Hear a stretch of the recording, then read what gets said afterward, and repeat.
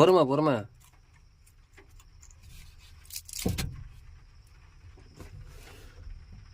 சாப்பிட்டான் போயிட்டான். அவ்வளோதான், வேலை முடிஞ்சிச்சு.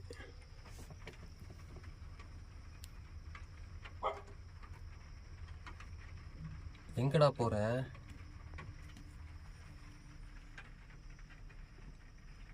கீழே போயிட்டான்.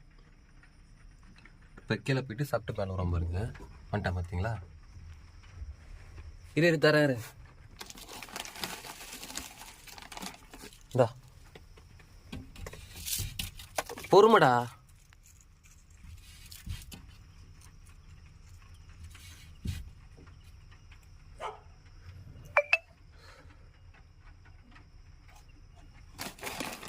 இரு, அப்படி தான் இருந்துடுறேன்.